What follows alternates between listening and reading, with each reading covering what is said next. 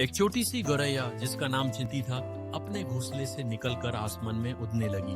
वो हर दिन की तरह आज भी अपने दोस्तों लोमड़ी, उल्लू और बंदर के साथ मिलने चली। लोमड़ी चलक और तेज दिमाग वाली थी।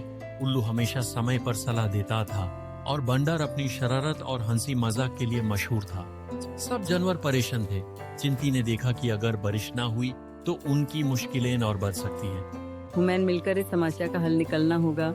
चिंटी ने अपने दोस्तों से कहा। मेरे ख्याल से हमें नए पानी के स्रोत ढूंढने चाहिए। लोमड़ी ने कहा। लेकिन जल्दी करना होगा। उल्लू ने गहरी आवाज में कहा। मैं तो हर जगह चल सकता हूँ। बंदर ने मजाक में कहा। चिंटी ने कहा। हम अपनी अलग अलग खूबियों का इस्तेमाल करेंगे। लोमड़ी ने चालाकी से जंगल के अलग अलग हिस्सों में खोज शुरू की। उल्लू ने अपनी गहरी निगाहों से जंगल के दूर दराज इलाकों का दौरा किया और बंदर ने हर पेड़ पर चढ़ कर देखा। ये चश्मा हमारे जंगल के लिए एक उम्मीद की किरण है। चिंटी ने खुशी से कहा। लेकिन रास्ते में कई रुकावटें थी जिसे दूर करना था। लोमड़ी ने अपनी चालाकी से रुकावटें दूर की। उल्लू ने सही रास्ता दिखाया और बंदर ने तेजी से चश्मे तक पहुंचकर देखा कि वहां से पानी कैसे ले जाया जा सकता है। देखा आपने, अगर हम मिलकर काम करें तो कोई भी मुश्किल हमारे लिए आसान हो सकती है।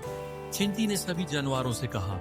सभी जानवरों ने चिंटी और उसके दोस्तों का शुक्रिया अदा किया। उन्होंने ये सबक सीखा कि एकता में ही ताकत है।